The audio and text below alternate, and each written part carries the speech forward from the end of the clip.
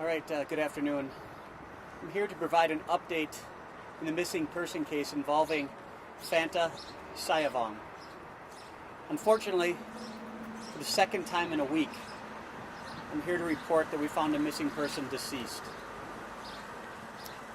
Fanta's case began at the end of May when a tip came in to the Minnesota Bureau of Criminal Apprehension's human trafficking tip line. That tip was from a concerned citizen, somebody who knew Fanta and was concerned for her welfare. They reported to us that Fanta was in an abusive relationship. They stated that Fanta was in a relationship with Joseph Jorgensen, and they had lost contact with her, and they were concerned for her safety. Our investigators received this tip, and they were in the middle of another investigation where Joseph Jorgensen was a person of interest. So they immediately became concerned for her safety and opened a missing persons case. That investigation led us to this week, where investigators went up to the 9100 block of University Avenue Northwest in Coon Rapids and served a search warrant on a storage unit located at that location. Investigators located what they believed to be human remains inside the storage unit. Our forensic services unit, as well as the Midwest Medical Examiner's Office of Anoka, responded to the storage unit and recovered those remains. They were brought back to the medical examiner's office, where today those remains were identified as Fanta Sayavong. The investigators today also served a search warrant in Shoreview at a residence. That search warrant was conducted by St. Paul investigators who were serving the warrant at a home that was previously owned by Joseph Jorgensen. We believed he was in that home until approximately September of 2022. The search warrant was conducted with the hopes of finding any evidence in relation to the death investigation involving Fanta Sayavong. Like I stated before, this all began with a tip. It was a very important tip, one that put us on the path to finding Fanta.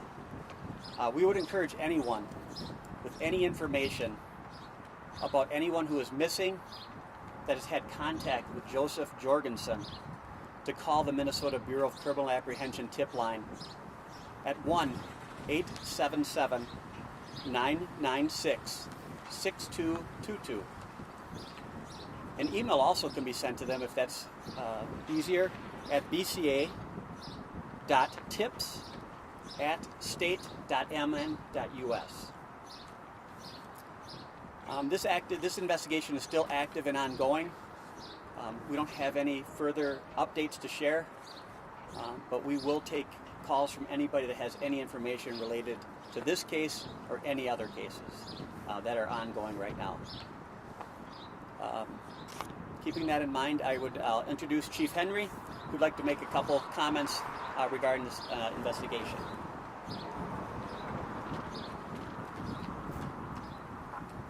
Thank you. My name is Axel Henry. I'm the Chief of Police for the City of St. Paul. On behalf of our department and our entire city, we want to offer our condolences to the victims, families, and friends. We'd also like to extend that same concern to our entire community. Cases like these are horrific, and they impact everyone in our community. I want to acknowledge all of the different law enforcement agencies that have been assisting with this. This case will likely span numerous cities and counties, and the law enforcement community has come together as a whole to assist in investigating every aspect of it. And that's why the BCA's missing persons tip line is so important, and we strongly encourage folks to do that. I'm also extremely proud of the men and women of our department for the work they have done, whether it's investigators, forensic staff unit, the SWAT team, and other civilian sworn professionals who work for our department have been diligent in this case, and their work has been simply amazing. And it's truly important for the families of these victims, but also for our community at large. Thankfully, cases like this are extremely rare, but they are reminders to all of us that monsters can be real. And we are committed, as your police department, to keeping our community safe from harm. We want to thank everyone who has helped with this, and I strongly encourage anyone that has information related to this to come forward. We want your information. We will not be idle in the face of these types of dangers. Thank you. Thanks, Chief. Keeping in mind that we don't have a lot of updates to share, I'll take some questions if you have them. I just don't know if I can share anything else. I guess could you just really clarify for us? I mean, has Joseph Jorgensen been charged? Is he under investigation for this? Obviously, crime? he is a person of interest in this case. He has not been charged. Investigators are still doing the hard work of trying to determine the facts of this case. When that work is done, we will forward it to the appropriate authorities, whether that be in Anoka or Ramsey or whatever city that we decide we identify a possible crime scene. We will do the work with the attorney's office from those areas to hold the person accountable, whoever the investigation identifies, and who could that be. Can you go over the timeline again, like when she was last seen, heard from, and then when she was reported? So I believe it was late May 25th, if I'm correct. She was reported to the BCA tip line, and that's when our report was opened that she was a missing person. So you don't know how long before that she was missing? It could have been a long time. I talked last week that some people had not seen her or had contact with her since 2021. I believe I stated last week that her family had not had contact with her. Do the remains that were found in the storage unit kind of reflect that she may have been there for a long time? Yeah, I would let the medical examiner speak to that. That would be something that they would do, and they're still in the process of looking at the remains, and I think a lot of those questions are still being answered. So is it just the remains of the two women so far that have been located? Yes, last week and this week, yes. Where does Has the most recent case, has her death been classified as a homicide? This recent one? Yes, I believe that the Midwest Medical Examiner Office has ruled this a homicide, but I know it was a tip that kind of regenerated Fanta's case. What led you exactly to that storage unit? well, that's part of the investigation, and what led us to the investigation will become public at some point, but those facts of the investigation we're not at liberty to discuss right now. And how many other missing persons do you think is connected to this? We don't know. And I think that's the part that we want to know. We want people to call us. If this started as a simple tip, somebody that cared for somebody and made that phone call, and it led to her discovery. Unfortunately, she was deceased. Hopefully somebody can call and we can get ahead of this curve. What can you say about this Friday and last Friday, these two cases on the surface sounding so similar in this part of the investigation? What can you say this happening in St. Paul and thereabouts? Well, we don't know where this incident occurred. I can say that this is, I think it's nothing short of horrific.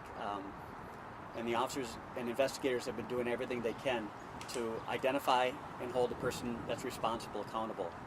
Joseph Jorgensen has been charged in regards to Manny Starren's disappearance and eventual murder, and we would hope that someone would be identified in this case. Obviously, he is a person of interest, but we are not at the point yet where anybody has been charged in this case. So you said person of interest. Do police believe he's was likely the person who killed her at this point? We don't know. He is just a person of interest. He has a connection to her, as well as Manny did. you talk about Also clarify about the relationship. Were they, both Manny and Phantom, were they in a relationship with Joseph, or what was the relationship? As my understanding, yes. At some point, both of them were in a relationship. Whether it was at the same time, separate, I think that is yet to be determined. It's a human trafficking case. Can you elaborate at all about where that may fit into this? I don't necessarily know if it was, they called the human trafficking tip line, whether there was human trafficking involved or if it was somebody that was just reaching out to a number to report her missing. I obviously believe that he thought something nefarious was going on. That's why this person called. But in the end, what it was is still being under investigation as far as what she was doing. It is not, for somebody to not be in contact with their friends and relatives, it's not illegal. People can go about their lives and choose not to contact people, but we're trying to find the circumstances here where there's a family out there that's grieving the loss of a loved one, and the circumstances surrounding that must be very painful. How cooperative has Jorgensen been? What's up? How cooperative has Jorgensen been? I don't believe he's made a statement. And where were these remains compared to the first woman's remains? They were both in a storage unit. As far as where they were located in a storage unit, I'm not at liberty to discuss. It's still part of the investigation. It's still ongoing. Separate ones. Yes, separate investigations, yes. No, separate storage units. Correct. The storage unit from last week was in Woodbury. The search warrant yesterday was in Coon Rapids. Does he have any other storage units that you guys know of? Well, we're looking for people with any information to call us. If there is anything else out there, we want to know, and we want to try to make a difference for some other family that might be out there. I imagine that's a message to storage unit owners. If this guy has a file there, is it? Unknown. Yeah, I don't No, know. just Yeah, need I a understand. message Yes, to share. they could. If anybody, yes, we'll take anything, any tip. Was there any signs on the exterior of the storage unit, like a smell or blood or anything that someone could have been like, hey, there's an issue here? Unknown. The investigation is what led them to this storage unit. Nothing anybody from the outside had indicated finding or detecting of any matter. Were her remains the ones found yesterday in a similar state to the remains found last week? I'm sorry, the question one more time. The remains in a similar state as the ones last week? The remain, as far as how they were found, still, I don't have the details from the medical examiner's office of how they were found and what state they were in. So I think that is still yet to be determined by the medical examiner. Is there anything other than the fact that 2 people have been found killed that or dismembered, or however? But is there anything else that would indicate there could be more people, or is it just No, we're just putting out the plea for anybody with information to call us. All right, thank you very much.